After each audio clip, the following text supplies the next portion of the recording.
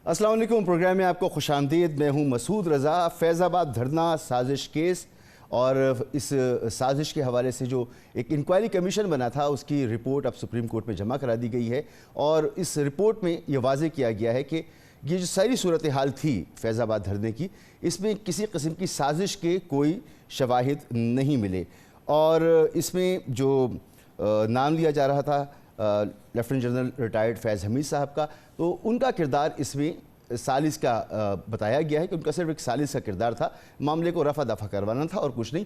अब supreme court कल समाअत करेगी और इस रिपोर्ट का उसमें जायज़ा भी लिया जाएगा। तो ये जो एक पूरा एक बहुत बड़ा मामला था, लगता यह है कि इस गुब्बारे से हवा अब निकल चुकी है।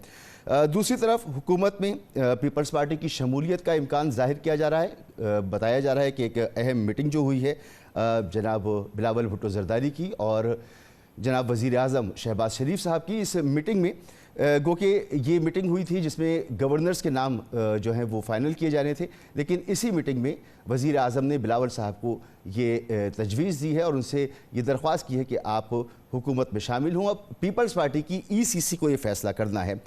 साथ ही साथ गंदम का जो मामला है इस पर एहतजाज हो रहा है और जो किसान हैं वो सरापा एहतजाज बने हुए हैं। एक तरफ किसान सरापा एहतजाज बने हुए हैं, एक तरफ अपोजिशन जमातें जिसमें पाकिस्तान तहरीक इंसाफ सर फहरिस्त है, JUIF है और जमात इस्लामी भी अब इसका हिस्सा है। तो आने वाले दिनों में ये क्या मंजरनामा बनने जा रहा है। एक तरफ हुकूमत जो है वो अपने कदम जमा रही है, मईशत के लिए काम कर रही है, लेकिन ज़रूरी है कि सियासी इस्तेहकाम भी हो और दहशतगर्दी से भी मुकाबला किया जाए। तो कौम को एकजुट होने की इस वक्त ज़रूरत है, लेकिन नज़र ये आ रहा है कि इस वक्त एक महाज़राए की कैफियत है जिसकी तरफ मुल्क जा रहा है। इन तमाम मामलों पर हम बात करेंगे और इसके लिए हमारे साथ नैयर बुखारी साहब मौजूद होंगे, रहनुमा पाकिस्तान पीपल्स पार्टी, और राना एहसान अफजल साहब होंगे, रहनुमा मुस्लिम लीग नून, अहमद ओवैस साहब होंगे, रहनुमा पाकिस्तान तहरीक इंसाफ, और चंद लम्हों में वो हमारे साथ होंगे। फैज़ाबाद धरने के हवाले से मैं थोड़ी सी आपको और तफसील बता दूं। जो रिपोर्ट हुई है, इंक्वायरी कमीशन की रिपोर्ट जो है बज़रिया attorney general office supreme court में जमा कराई गई है और सुप्रीम कोर्ट में फैज़ाबाद धरना नज़रसानी केस की समाअत 6 मई को होगी। केस की समाअत चीफ जस्टिस काजी फ़ाइज़ ईसा की सरबराही में 3 रुकनी बेंच करेगा। सुप्रीम कोर्ट में फैज़ाबाद धरना इंक्वायरी कमीशन की रिपोर्ट का जायज़ा लिया जाएगा और फैज़ाबाद धरना इंक्वायरी कमीशन रिपोर्ट 150 सफ़ात पर मुश्तमिल है। इंक्वायरी कमीशन ने 33 गवाहों के बयानात की रोशनी में रिपोर्ट तैयार की है। कमीशन के नताइज अख्ज़ करने के साथ 33 सिफारिशात भी पेश कर दी हैं और ये जो अब मामला है सुप्रीम कोर्ट के सामने होगा और सुप्रीम कोर्ट इस कमीशन का, इस रिपोर्ट का जायज़ा लेगी। राना एहसान अफजल साहब मुस्लिम लीग नून के रहनुमा हमारे साथ मौजूद हैं और अहमद ओवैस साहब रहनुमा पाकिस्तान तहरीक इंसाफ भी हमारे साथ मौजूद हैं। बहुत शुक्रिया आप दोनों मेहमानों का। राना साहब, आप फरमाइएगा कि क्या ये तय हो चुका है कि पीपल्स पार्टी भी अब काबीना का हिस्सा बनने जा रही है? वज़ीर आज़म ने ऐसी दरख्वास्त की है बिलावल भुट्टो जरदारी साहब से।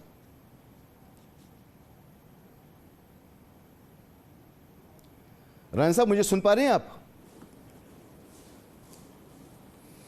हम कोशिश करेंगे कि राना एहसान अफजल साहब से हमारा रब्ता बहाल हो। अहमद ओवैस साहब, आप मुझे सुन पा रही हैं? जी सुन रहा हूं सर। बहुत शुक्रिया आपका।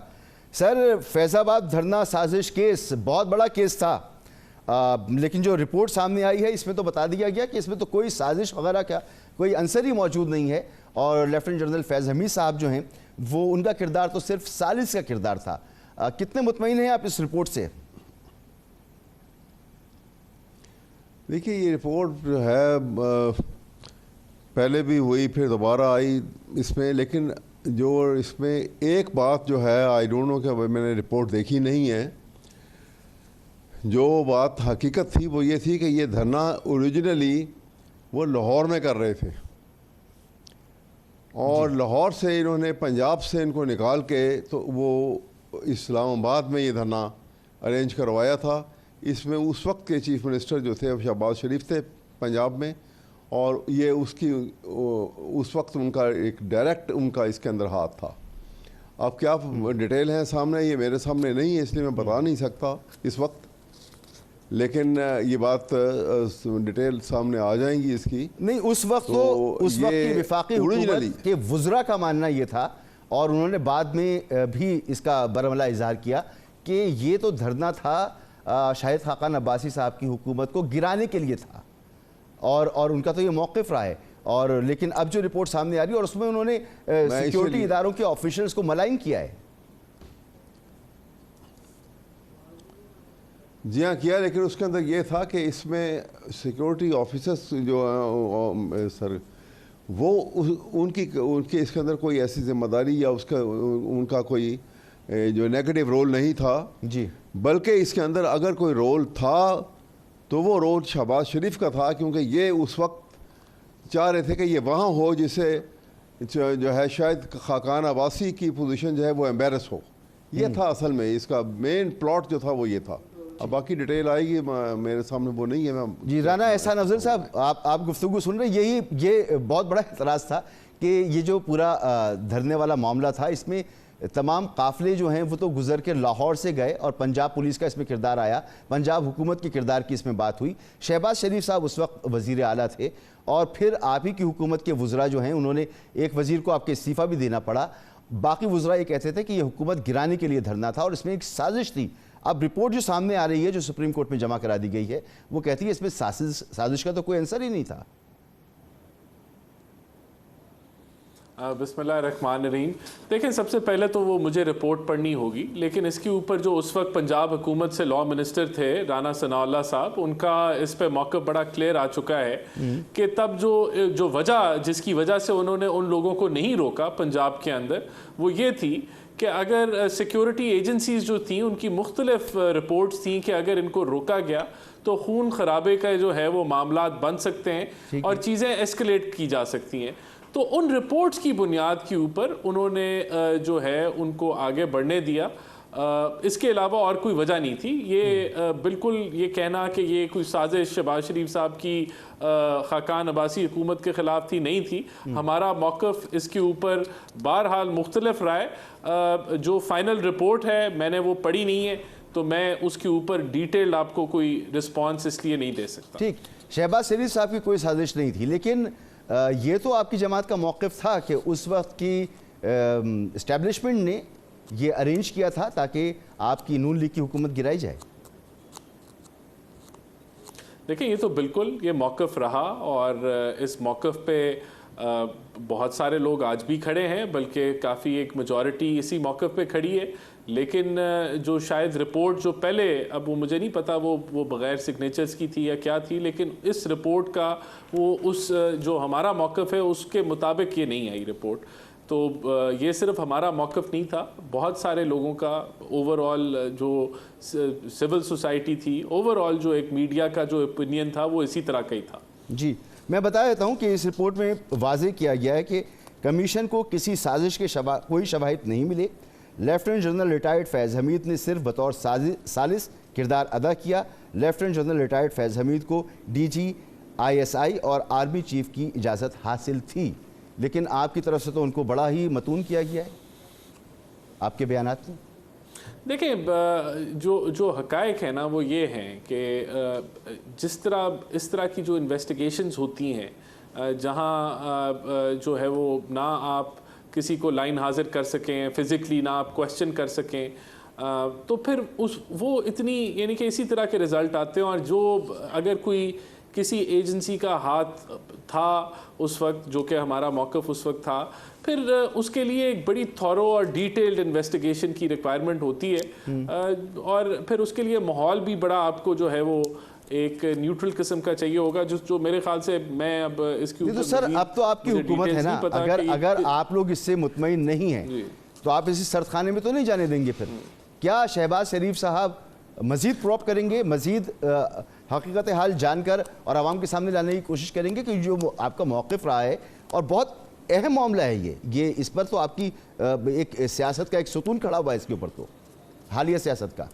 नहीं, आप ठीक कह रहे हैं। और देखें, बात ये है कि ये सिर्फ हमारे लिए नहीं, जो एक आम आदमी है, एक आम शहरी है, उसके लिए भी ये इन्फॉर्मेशन बड़ी ज़रूरी है कि हक़ाइक़ जानना कि क्या हुआ, क्या वजूहात थी, अगर उसके पीछे कोई बिल्कुल साजिश थी तो ये जानना बड़ा लाजिम है। तो मेरे ख्याल से तो ये मेरा पर्सनल राय तो ये है कि इसकी डेप्थ में जाने की ज़रूरत है। बहरहाल हमारी जो लीगल टीम है, अभी तक मैंने नहीं सुना कि उनके क्या कमेंट्स है इसके ऊपर। तो आज़म नज़ीर तारड़ साहब या जो हमारी जो लीगल जो साइड है गवर्नमेंट की, वो इसके ऊपर अगर कमेंट करे तो वो ज़्यादा मौजू होगा। तो आना चाहिए था ना सर, कोई कमेंट नहीं आया। तो अहमद ओवैस साहब, लगता यह है कि ये तो उस वक्त की बातें होती हैं जब आप इक़्तिदार में नहीं होते, तो उस वक्त फिर आप जो हैं वो इस्टेब्लिशमेंट को आंखें भी दिखाते हैं, आवाज़ भी बुलंद करते हैं, सारी चीज़ें होती हैं। लेकिन जब आप हुकूमत में होते हैं तो फिर यही होता है कि इंक्वायरी रिपोर्ट आ गई, सुप्रीम कोर्ट में जमा करा दी, आपके मौक़िफ़ के बिल्कुल बरखिलाफ़ है, लेकिन फिर आप इस पर कोई बयान नहीं देते। यहाँ ये बात आपकी दुरुस्त है। देखिए ना, मैंने जैसे आपसे अर्ज़ किया कि इस वक्त इनका शहबाज शरीफ का तो पूरे का पूरा इनकी पार्टी की जो पॉलिसी थी वो ये थी कि इसमें जनरल फैज़ हमीद को मुलव्वस किया जाए, और क्योंकि ये बाद में एक कॉन्फ्लिक्ट की शक्ल बन गई थी और इसमें जो प्रेजेंट आर्मी चीफ हैं वो भी उनसे नाखुश हैं, और वो जो सूरत हाल एक और थी, और इस वजह से उनका ख्याल ये था कि ये इसको हवा देंगे तो ये immediately this will be taken up, और ये एक नया इशू जो है ये खुल के सामने आएगा। आप पर इल्ज़ाम लगता है ना कि आप लोग जो हैं एंटी एस्टेब्लिशमेंट बयानात देते हैं और गुफ्तगू करते हैं, तो उस वक्त की हुकूमत भी तो यही कर रही थी। जब वो अपोजिशन में चले गए तब उन्होंने यही सारी गुफ्तगू की और करते रहे। आज हुकूमत में हैं तो फिर मामला मुख्तलिफ है। नहीं, सवाल ये है कि देखिए ना, बहुत सारी बातें जिस वक्त हुकूमत में होते हैं, ये यहाँ पे तो जब ये धरने का इशू हुआ था उस वक्त तो को पीटीआई की हुकूमत तो नहीं थी उस वक्त। जी, इल्ज़ाम तो यही है ना सर कि वो जिसको सहूलतकारी कहा जाता है और सहूलतकारी की गई, तो उसमें सबसे अहम चीज़ तो ये फैज़ाबाद धरने का जिक्र होता है। बहरहाल उसके हवाले से हवा निकल गई है। राना साहब फरमाइएगा, क्या पीपल्स पार्टी जो है वो काबीना को ज्वाइन करने जा रही है? शहबाज शरीफ साहब ने बाकायदा कोई दरख्वास्त की है बिलावल भुट्टो ज़रदारी साहब से? देखिए, पीएमएलएन का बिल्कुल ये मौक़िफ़ रहा है शुरू में कि पीपल्स पार्टी को कैबिनेट ज्वाइन करनी चाहिए, लेकिन अभी करंटली इसके ऊपर कोई ऐसी कोई पेशरफ नहीं हुई, और मेरा नहीं ख्याल कि प्राइम मिनिस्टर साहब ने बिलावल भुट्टो को ऐसी कोई ऑफ़र भी की है। अच्छा। तो ये मेरी जो इन्फॉर्मेशन है वो तो यही है कि कोई इसके ऊपर इस वक्त कोई ऑफ़र पीपल्स पार्टी को कैबिनेट ज्वाइन करने की नहीं की गई, और ना वो जो है वो ज्वाइन करने जा रहे हैं। तो ये तमाम ही मोतबर ज़राए इब्लाग जो इसको नशर कर रहे हैं, शाया कर रहे हैं, तो ये बात दुरुस्त नहीं है? देखिए, मेरे पास, जिस तरह मैंने आपको कहा कि मेरे पास कोई ऐसी इन्फॉर्मेशन नहीं है कि पीपल्स पार्टी कैबिनेट ज्वाइन करने जा रही है, लेकिन अगर वो करती है तो उसको पीएमएलएन बिल्कुल वेलकम करेगी। अगर उनकी ऐसी कोई ख्वाहिश है, या हमारी तरफ से भी बिल्कुल ये कोशिश रही शुरू में, और हम उनको परसू करते रहे कि आप कैबिनेट को ज्वाइन करें, क्योंकि आपकी सपोर्ट के बगैर, आपके वोट के बगैर असेंबली में हम तो फाइनेंस बिल भी नहीं पास कर सकते। तो अगर वो कैबिनेट में शामिल होती हैं तो इससे कोalition हुकूमत को स्ट्रेंथ मिलेगी। तो बिल्कुल अगर वो ज्वाइन करते हैं तो ये एक पॉजिटिव साइन होगा कोalition की स्ट्रेंथ के लिए, और जो ये गवर्नमेंट है, पीएमएलएन है, उसका यही मौक़िफ़ रहा है, लेकिन इसके ऊपर अभी कोई पेशरफ्त मेरी नॉलेज में नहीं है। ठीक है अहमद ओवैस साहब, आप लोग क्यों सरापा एहतजाज हैं, और आपने तो तहफ़्फ़ुज़ आइन तहरीक शुरू की हुई है, साथ साथ जमीयत उलमा इस्लाम ने कह दिया है कि वो अब आपके साथ मिलकर एहतजाज नहीं करेंगे बल्कि अलग एहतजाज करेंगे। तो आप लोग इकट्ठे नहीं हो पा रहे, यानी कि एक कोई ग्रैंड अपोजिशन अलायंस बने, ऐसी सूरत हाल नज़र नहीं आ रही है, तो इसकी क्या वजूहात हैं? देखिए, मैं आपको बताऊं कि जब ये मूवमेंट की शक्ल बनती है ना, तो ज़रूरी नहीं होता कि एकदम से एक ग्रैंड अलायंस बन जाए। मूवमेंट की जब बिगिनिंग होती है तो वो अलग अलग अपने अपने प्लेटफॉर्म से एहतजाज का आगाज़ करते हैं, और फिर होता यह है कि एक मिनिमम 1 पॉइंट एजेंडे के ऊपर वो सब इकट्ठे हो जाते हैं और वो मूवमेंट की स्ट्रेंथ बन जाती है। क्योंकि मूवमेंट का खासा जो है, मूवमेंट और पॉलिटिकल एक्टिविटी में फ़र्क ये है ठीक कि पॉलिटिकल एक्टिविटी जो है वो डिवाइड करती है, मूवमेंट जो है वो यूनाइट करती है। क्योंकि अगर आज वो बेशक अलग अलग एहतजाज कर रहे हैं, लेकिन जब कॉमन फैक्टर सामने आ जाएगा, और कॉमन फैक्टर जो है वो एक बहुत इम्पोर्टेंट फैक्टर होगा, तो इसमें कोई वजह नहीं है कि वो उसको एक ही प्लेटफॉर्म के ऊपर वो सब इकट्ठे ना हों।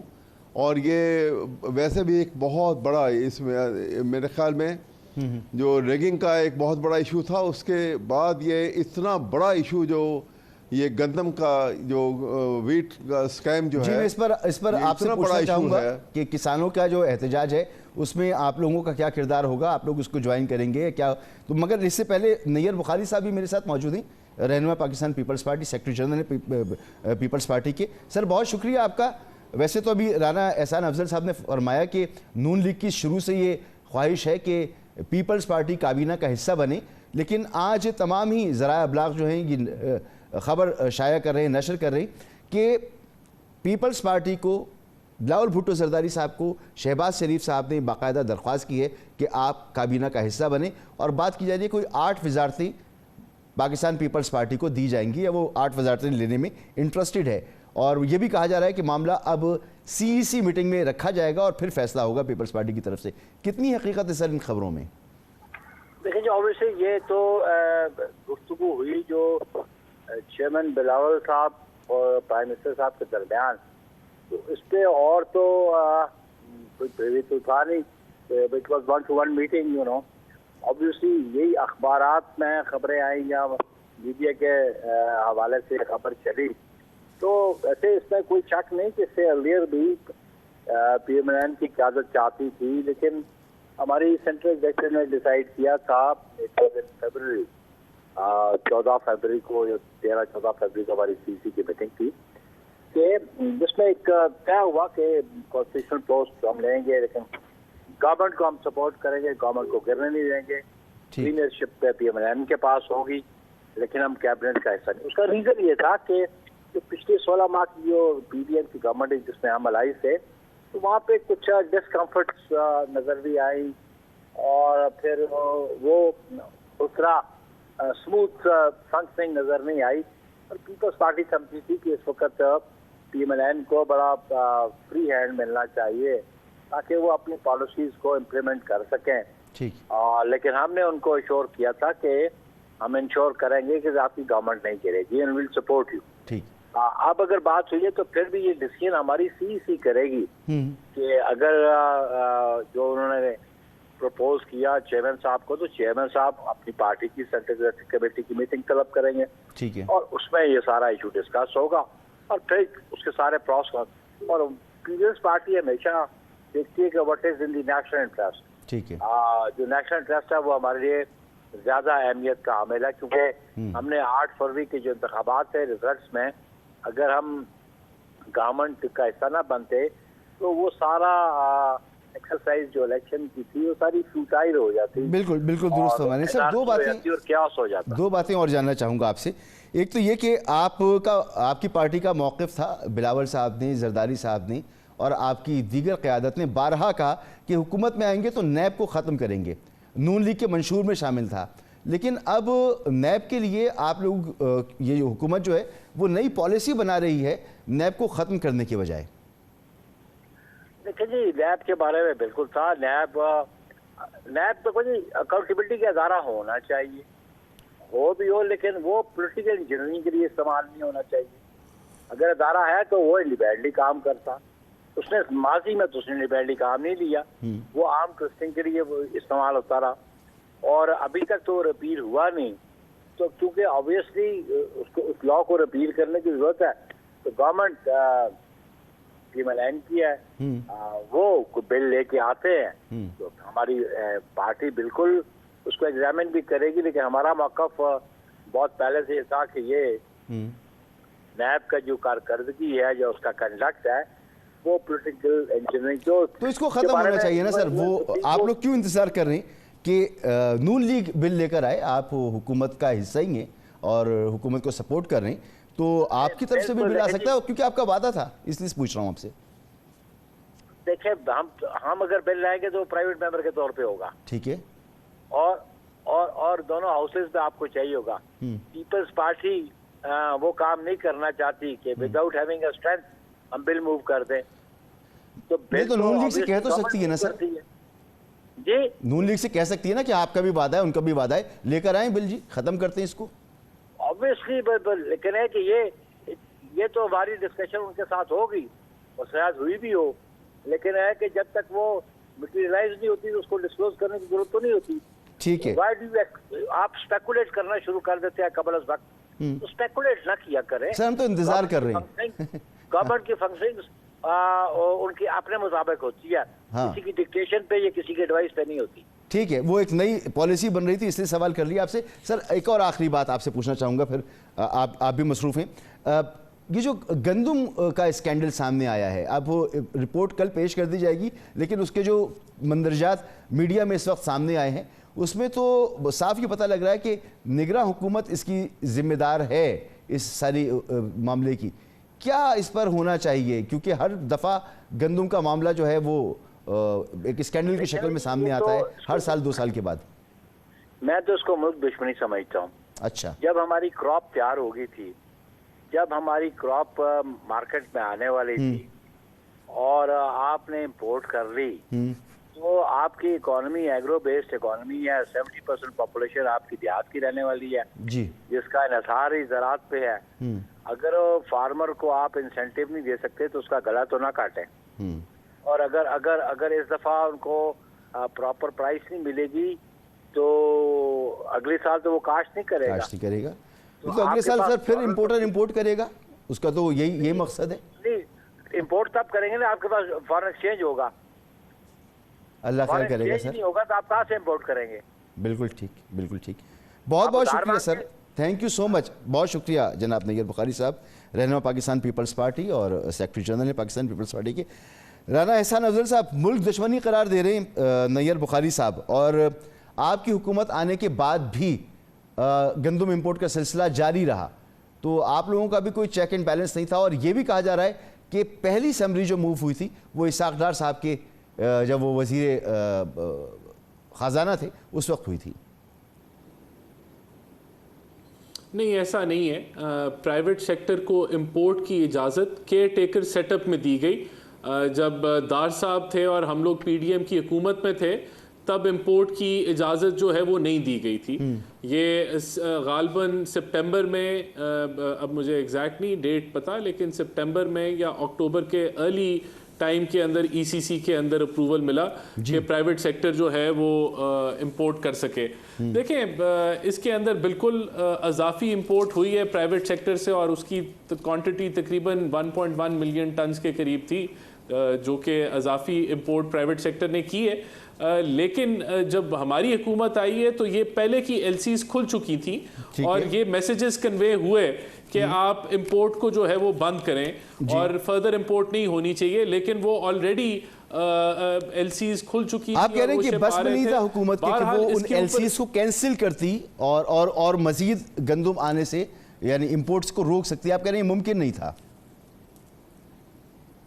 नहीं, देखें, इसी चीज़ के ऊपर तो कमेटी बिठाई गई है जो एक बड़ी डिटेल्ड जो जिसका मैंडेट है वो ये देखेगी कि एलसीज कब खुली, कब जीडीज आई, जीडीज फाइल हुई, और वो मुकम्मल स्टेट बैंक के साथ और जो बैंकिंग सेक्टर जहां से ये एलसीज खुली उन सबको रिव्यू करके। सर, नहीं सर, मैं तो बड़ी सीधी सी बात पूछ रहा हूँ। आपने भी जिक्र किया पंजाब हुकूमत ने कहा कि मजीद गंदम ना मंगाई जाए क्योंकि इससे बहरान पैदा हो जाएगा, लेकिन उसके बावजूद भी आपके दौरे हुकूमत में 8 फरवरी के बाद जब आपकी हुकूमत आगे जाके 1-2 हफ्ते बाद तश्कील पाई इलेक्शन के, उसके बाद भी गंदम आती रही, हालांकि उसे कहा गया था। तो ये बस में नहीं था हुकूमत के कि वो उसे रोक सकती, एलसीज कैंसिल कर सकती या कुछ कर सकती? बिल्कुल, देखें, रुकनी चाहिए थी, रुकनी चाहिए थी गंदम, इसमें कोई शक नहीं है। इसी बुनियाद के ऊपर एक जो सेक्रेटरी हैं मिनिस्ट्री ऑफ फूड सिक्योरिटी के, उनको अभी रिमूव किया गया टिल द कॉन्फर्मेशन के क्या रिपोर्ट आती है उस वक्त तक।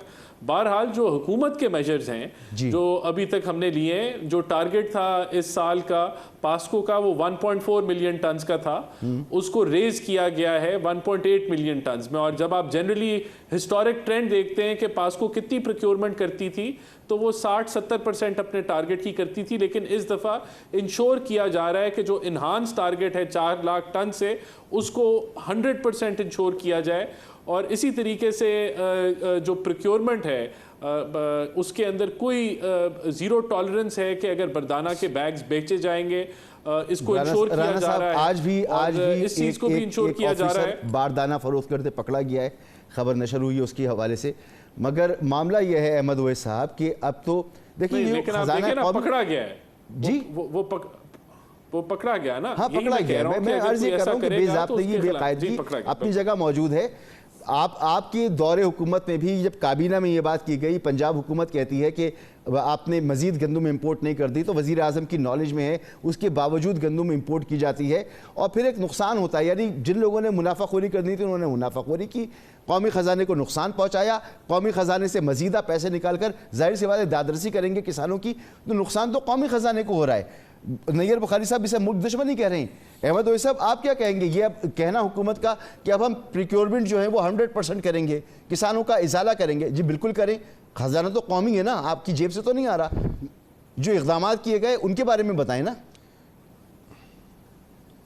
देखिए बात यह है कि मेरे ख्याल में नैयर बुखारी साहब ने, अहमद साहब जी, नैयर बुखारी साहब ने जो बात की है कौमी दुश्मनी की, ये उसकी वर्स्ट एग्जांपल है और ये इतना बड़ा स्कैम है जिसकी इंतहा कोई नहीं और इससे बड़ी दुश्मनी ये नहीं हो सकती। मैं आपको बताऊं कि ये मैनी फोल्ड है। ये वो इस लिहाज से कि सरप्लस गंदम पहले मौजूद थी, ये रिकॉर्ड में मौजूद थी, स्टाफ इनके स्टॉक के अंदर मौजूद थी जी।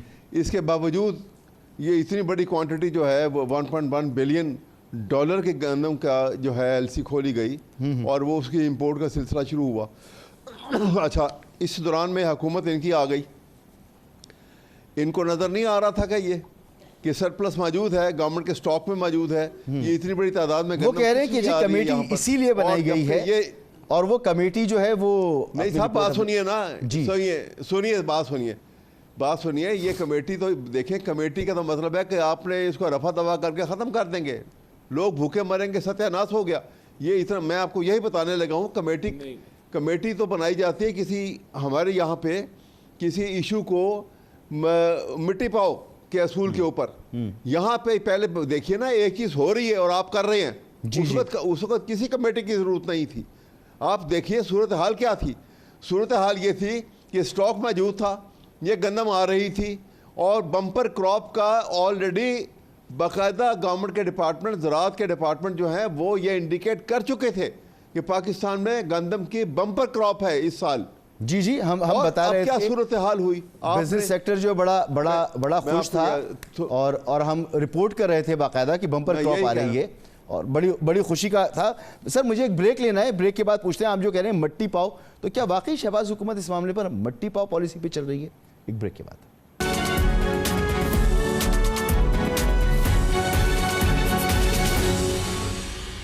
Welcome back. लगता यह है कि आने वाले चंद महीने हुकूमत के लिए मुश्किल साबित हो सकते हैं। एक तरफ मौलाना फजल रहमान एहतजाज कर रहे हैं, तहरीक इंसाफ जो है वो एहतजाज के मूड में है, पार्लियामेंट के अंदर पार्लियामेंट के बाहर एहतजाज कर रहे हैं।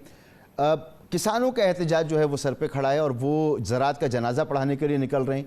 मुल्तान से निकलेंगे, इस्लामाबाद तक जाना चाहते हैं। 6 करोड़ किसानों को वो कहते हैं कि आपने उनका इस्तेहसाल किया है और वो इस काबिल नहीं कि अगली दफ़ा अपनी फसल लगा सकें। तो ये तमाम सूरत हाल जिस तरह से एग्रीवेट हो रही है, यहीं पर अगर एंगेज नहीं किया गया तो ये सूरत हाल हुकूमत के लिए ख़तरनाक हो सकती है। राना साहब, क्या ये दुरुस्त नहीं है कि अगर यहाँ इंगेज ना किया गया इन तमाम फोर्सेस को तो आगे मुश्किलात ज़्यादा बढ़ सकती हैं?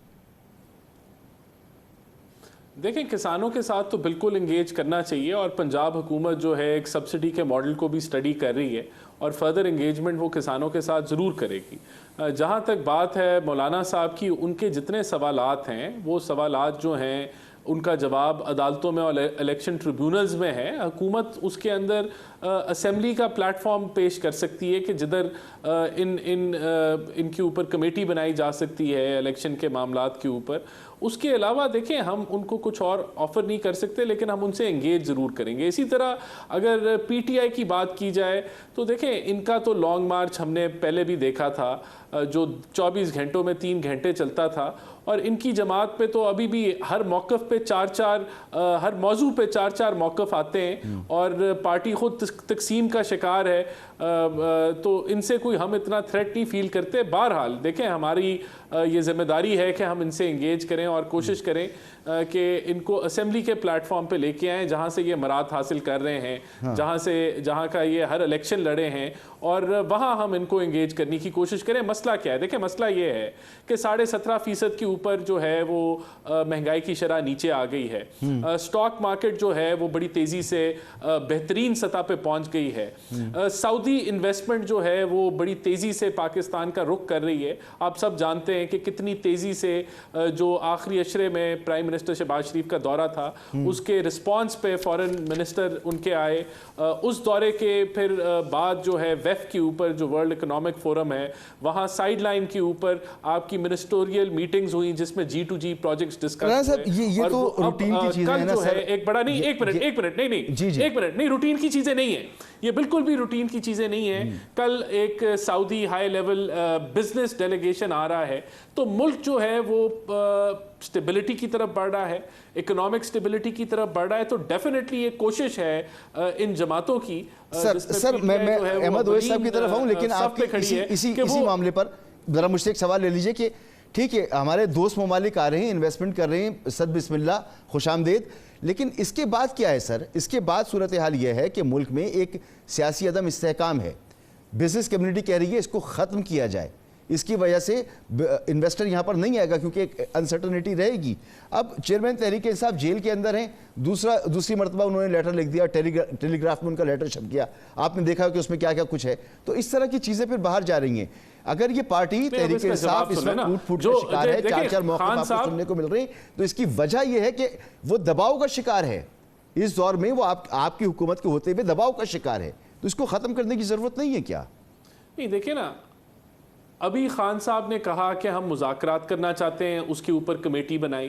फिर इन्हीं के लीडर कहते हैं कि हम मुज़ाकरात करेंगे तो आर्मी से करेंगे, इंटेलिजेंस एजेंसीज के साथ करेंगे, हम और किसी से नहीं करेंगे। फिर खान साहब का जो अभी आपने जिसका जिक्र किया कि वहाँ उन्होंने उसके बरक्स जो है वो यू टर्न ले लिया, तो बिल्कुल ये कन्फ्यूजन का शिकार हैं। और देखें, ये कोई पॉलिटिकली मोटिवेटेड ये केसेस नहीं हैं। अगर 9 मई के अंदर इनके मेंबर जो हैं वो गिरफ्तार हैं, तो उस 9 मई के वाकयात को 25 करोड़ आवाम ने देखा, विटनेस किया, महसूस किया। तो जी, वो भी यही कहते थे नहीं, फर्क है ना, पॉलिटिकली मोटिवेटेड नहीं है। 9 मई को नहीं, 9 मई के वाकयात को पूरी कौम ने देखा, 25 करोड़ आवाम ने देखा, उसको महसूस किया। और 9 मई अब उसका पूरा एक साल मुकम्मल होने जा रहा है। बिल्कुल हम 9 मई को और एक साल में सर आप ना सजाएं दे पा रहे हैं, ना बंदों को छोड़ पा रहे हैं, ना कुछ कर पा रहे हैं। अहमद ओवैस साहब, ये बिल्कुल आपका सवाल। जी, अहमद ओवैस साहब, ये आपकी पार्टी एक दबाव का शिकार है।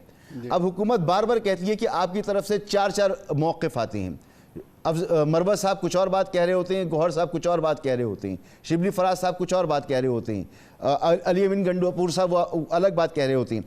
इसकी वजह क्या ये नहीं है कि इस वक्त आपकी पार्टी बदतरीन दबाव का शिकार है, और जब तक दबाव का शिकार रहेगी इसी तरह की सूरत हाल रहेगी, या इमरान खान साहब जो हैं वाकई गिरफ्त खो रहे हैं पार्टी के ऊपर और पार्टी आपकी तितर बितर हो रही है? देखिए, बात यह है कि दबाव तो जो सूरत हाल पैदा की हुई है, दबाव है अपनी जगह पर, लेकिन इसका हल निकाल लिया। अभी उन्होंने, इमरान खान ने कह दिया है कि जो पॉलिसी अनाउंस करनी होगी नेगोशिएशन के लिए, बातचीत के लिए, कैसे होगी, कहाँ होगी, किन TOR उसके लिए बनेंगी, उसके ऊपर किन किन बातों के ऊपर हमने बात करनी है, ये सारा वो खुद अनाउंस करेंगे। और कोई इंडिविजुअल पार्टी कलेक्टिवली या इंडिविजुअली पार्टी के अंदर से कोई अपने तौर के ऊपर एक कुछ कह रहा है, दूसरा कुछ कह रहा है, ऐसा नहीं होगा। और दूसरी बात यह है, अभी जिस तरह ये यहाँ पे बात हो रही है, देखिए सूरत हाल जो है वो इनफैक्ट ग्राउंड रियलिटीज़ जो है ना वो बिल्कुल मुख्तलिफ हैं। अब ये कहते हैं कि जी वो इमरान खान ने कहा कि जी हम तो इस्टेब्लिशमेंट से बात करेंगे या हम फलां से बात करेंगे। क्वेश्चन तो ये है, जो कोर क्वेश्चन है आप उसको इग्नोर मत करें, और वो ये है कि क्या ये शहबाज शरीफ की हुकूमत जो है ये इंडिपेंडेंट है? क्या ये किसी से इंडिपेंडेंट बात करने की इस्तात रखती है? क्या ये हर बात के लिए ऊपर देखते नहीं है कि वहाँ से क्या इशारा आए और क्या बात करें? ऐसी सूरत के अंदर, ऐसी सूरत में जिस कैफियत में ये बैठे हुए हैं, तो फिर जिन्होंने ये इनकी स्ट्रिंग पुल की हैं और जो कर रहे हैं, तो जो अगर शॉट्स उन्होंने खेलने हैं तो हमने हाँ ना जो करनी है हमारे साथ करें। हमने तो एक असूली मौक़िफ़ के ऊपर ही बात करनी है। अच्छा जैसे भी करनी है सर। लेकिन ये कैफियत जो है, ये तो वो कैफियत है। देखिए एक मिनट बात सुनिए। हाँ। ये कैफियत जो है जिसको अलामा ने कहा था ना, कि जो अलामा ने कहा था कि बेचारा प्यादा तो है एक मोहरा नाचीज, जी, फर्जी से भी पोशीदा है शातर का इशारा। इनकी कैफियत तो ये है, इनसे क्या बात होगी। और दूसरी बात ये है, देखिए गंदम का इशू जो है ना, अभी बात हो रही थी, शहबाज शरीफ साहब जहाँ पे गए, जब भी गए, ये करप्शन के अंदर मुलव्वस रहे। आपको पता है कि जब पिछले पीडीएम की हुकूमत बनी थी, आप यही से कंटिन्यू कीजिएगा इस बात को, लेकिन जो आपने गुफ्तगू की कि ये बाइख्तियार कितने हैं, तो सर राना एहसान अफजल साहब सवाल तो यही है, अभी 9 मई को 1 साल होने को आ रहा है, ना आप लोग सजाएं दे सके, ना आप लोग जो है बंदों को रिहा कर सके। एक बंदे के ऊपर जो है 200 केस, 50, 100, 70, किसी पे 30, किसी पे 35। आपके अपने कोलीग जो पार्लियामेंट में आपके साथ बैठती, किसी पे कत्ल का मुकदमा, किसी पे इक़दाम कत्ल का मुकदमा, एक ही वक्त में एक बंदे पर कई शहरों में मुकदमात, और आप कहते हैं ये पॉलिटिकली मोटिवेटेड नहीं है। अगर आप बाइख्तियार हैं तो कुछ सीबीएम करें ना फिर उनके साथ, अगर हैं बाइख्तियार। नहीं देखिए, सबसे पहले तो अदालतों ने सजाएं देनी है, और बिल्कुल अदालती निज़ाम जो है उसको इन चीज़ों को करना चाहिए। पहले ये मिलिट्री कोर्ट्स की कन्फ्यूजन के वो चलेंगे नहीं चलेंगे, वो एक मेजर वजह बनी डिले की, लेकिन मेरे ख्याल से अगर ये ना होता तो बिल्कुल सजाएं हो जाती। बहरहाल देखें, जो बात अभी ये कर रहे हैं कि ये कॉन्वर्सेशन करना चाहते हैं जो बाइख्तियार लोग हैं, तो यही मौक़िफ़ इनका पीडीएम के दौरान था, और इन्होंने उनको जो है लक़ब भी दिए, मीर जाफर, मीर सादिक के नाम दिया, और इन्होंने ये मौक़िफ़ भी दिया पूरी कौम को। सर अगर अभी छोड़ देना, अभी छोड़ दें, मैं तो ये चाहता हूं, मेरा पॉइंट नहीं, मैं चाहता हूं कि सर आपसे वो बात करिए ना, मौक़िफ़ पे मैं बात करना चाहता हूं जी। नहीं, मैं इसी मौक़िफ़ पे आ रहा हूं। इन्होंने उनसे बात करके तो देख ली, उनको लक़ब भी दिए, उनको ललकारा भी, और फिर इन्होंने जब रेड लाइन इनके मुताबिक खान साहब की क्रॉस हो गई, तो फिर इन्होंने वो बातचीत जो है वो 10 फौजी तनसीबात के ऊपर 10 शहरों के अंदर यक वक्त उनसे फिजिकली जाके भी बातचीत कर ली, और उसके नताइज भी इन्होंने भुगत लिए। और अब वो कहते हैं कि वो हम तो थे ही नहीं, वो तो कोई और था, और ये तो साजिश है और फलाना है। तो मेरे ख्याल से देखें, इनको अब उस लेसन से सीख जाना चाहिए। आप तो नहीं कह रहे, हम तो पहले दिन से कहते हैं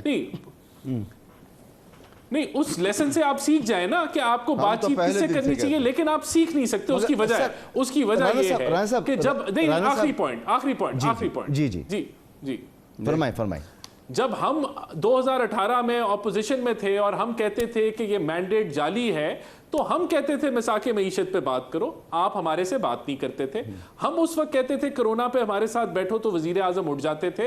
हम नेशनल सिक्योरिटी की मीटिंग्स में बैठते थे तो वजीर आजम नहीं आते थे, क्योंकि वो हाथ नहीं मिलाना चाहते थे ऑपोजिशन से। आज इनका मौकफ है कि ये मैंडेट जो है या जो भी, लेकिन आज भी हम बातचीत करना चाहते हैं।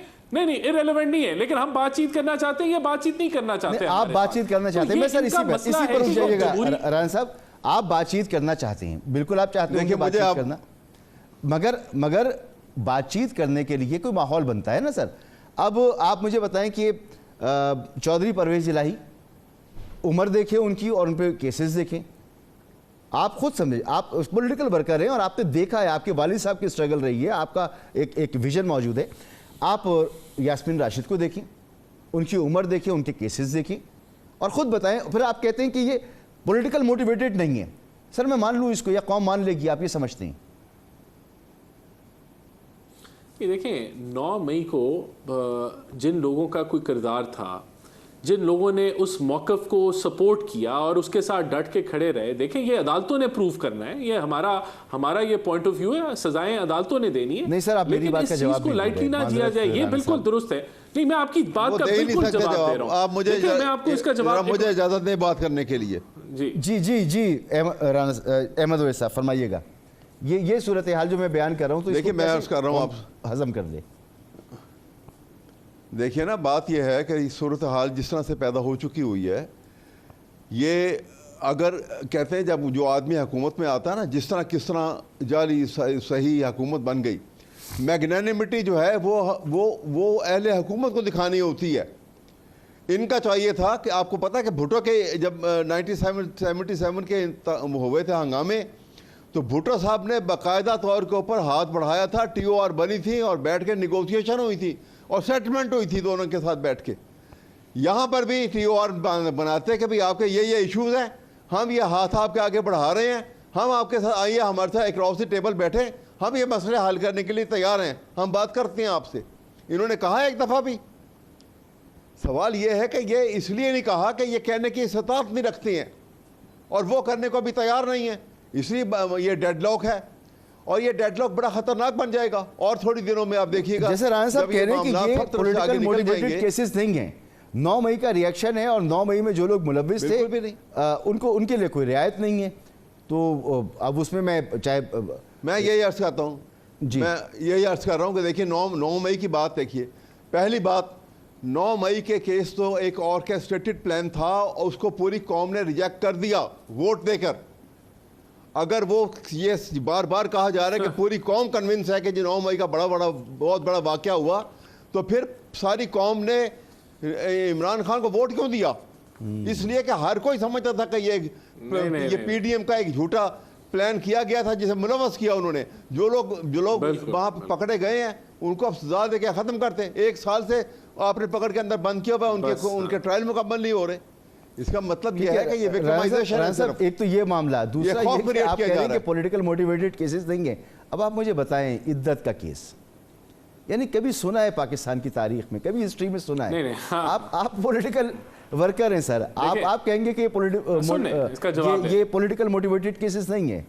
नहीं, इद्दत का केस किसने किया? उसमें क्या PMLN फरीक थी? क्या उसमें पीपल्स पार्टी फरीक थी? नहीं फरीक थी ना सर, कोई नहीं उनके होता मियाँ ना और जो बुशरा बीबी हैं, जो साबका मियाँ नहीं जो साबका देखें, लेकिन उसमें एक बंदा फरीक था ना, उनके साबका मियाँ फरीक थे, वो फरीक थे, उन्होंने उसको फॉलो किया। मैं बताता हूँ तो कैसे हुआ। एक साबका शौहर और उसकी साबका बेगम का मामला है। उसके अलावा कोई इसके अंदर अगर आप कहें कि PMLN इन्वॉल्व थी, तो नहीं, हम लोग नहीं थे। क्या हम इसको पसंद करते हैं या इसको रिजेक्ट करते हैं, वो अलग मामला है, लेकिन एक साबका शौहर और उसका जी हाँ जरूर जी अहमद वैस साहब, बात मैं आपको ये बता दूं कि इनका मौकफ 9 मई के ऊपर क्या है। इनका मौकफ 9 मई के ऊपर क्या है? एक मिनट, मेरी बात सुने, मुझे जवाब देने दे पहली बात का। देखिए मैं सिर्फ ये कहना चाहता हूँ कि 9 मई के हवाले से इनका ये मौकफ है कि ये हमारी जी, मेरे ख्याल में अहमद वैस साहब को जवाब देने दीजिए, फिर 9 मई का मौकफ बयान कर दीजिएगा। फरमाएं अहमद, जवाब दें। देखिए जो इद्दत का केस है, पहले वो एक और शख्स ने जो प्राइवेट, जिसका कोई रेलेवेंसी नहीं थी, उसकी तरफ से केस दायर हुआ। जब देखा कि वो केस नहीं चल रहा, तो इन्होंने वो उसके एक्स हस्बैंड को गिरफ्तार किया एंटी करप्शन के पास। उसके साथ 3rd डिग्री स्टेटमेंट किया गया। उसको फिर बाकायदा इस स्टेटमेंट के ऊपर बाहर निकाला गया कि उससे कमिटमेंट लेके कि तुम जाओगे। वो जेल से निकल के आया और उसने इद्दत का केस दायर कर दिया। आप कानून और शरह को सामने रख लीजिए। इद्दत का केस होता है, सिर्फ एक इरेगुलरिटी होती है उस दौरान में, अगर आप पिटीशन दायर कर दें, अदालत में चले जाएं। यहाँ पे इद्दत का केस कर रहे हैं 6.5 साल इद्दत का टाइम ख़त्म होने के बाद, और जज जो है वो बैठ के रात या आधी रात तक बैठ के ट्रायल कर रहा है और कहता है कि जी मेरी मजबूरी है जी। अब पूछा जाए तो मैं किसने कहा है कि यहाँ बैठ के ट्रायल करो आधी रात को जेल के अंदर? क्या चीफ जस्टिस ने कहा है लाहौर हाई कोर्ट के? क्या इस्लामाबाद का हाई कोर्ट का चीफ जस्टिस ने कहा है? Answer is no. उसको कहने वाले जो हैं वो और हैं। तो क्या ये फेयरनेस है? ये बहुत भारी सवालात हैं राणा साहब आपकी हुकूमत के ऊपर, और इनके जवाबात होने चाहिए। एक ब्रेक लेना है, ब्रेक के बाद राणा साहब आप इसके जवाब दीजिएगा।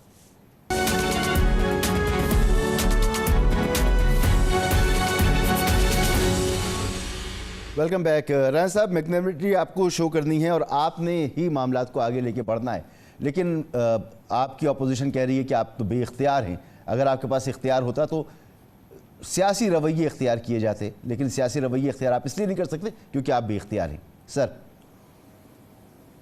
नहीं, देखें, हमने तो पार्लियामेंट का प्लेटफॉर्म ऑफर करना है ना, वही फॉरम है जहां आप डिबेट कर सकते हैं, जहां पे एक दूसरे की बात सुन सकते हैं, तो वो प्लेटफॉर्म अवेलेबल है यहाँ। लेकिन मैं देखें एक ज़रूर मैं बात करूंगा, ये जो इद्दत के केस के ऊपर हो रही थी, उनके जो साबका शौहर हैं उन्होंने टीवी पे आके भी बयान किए, तो उन्होंने परसू किया इस केस को। अब जो बाकी ये मौक़िफ़ पेश कर रहे हैं ये इनका मौक़िफ़ है, लेकिन उनके शौहर जो हैं वो मुख्तलिफ टॉक शोज़ पे आए और उन्होंने अपना मौक़िफ़ आज़ादाना तौर पे बयान किया। उस मामले को उस मामले को आप हमारे खाते में ना रखें। देखें, बात में जो एक और बात जो मैं 9 मई के हवाले से कर रहा था, ये देखें, यही तो ट्रेजेडी है इस मुल्क की कि जब कैपिटल हिल के ऊपर हमला हुआ तो उन्होंने 1100 केस बनाए, 350 लोगों को सजाएं दे दी, किसी को 11 साल, किसी को 12 साल, किसी को 13 साल, और वो वहां उस मौजू पे सियासत नहीं हुई। ये बदकिस्मती है कि अभी तक लोगों को सजाएं नहीं हुई और उसके ऊपर अब सियासत हो रही है। जिस जमात ने वो काम किए वो कह रही है ये हमारे खिलाफ साजिश है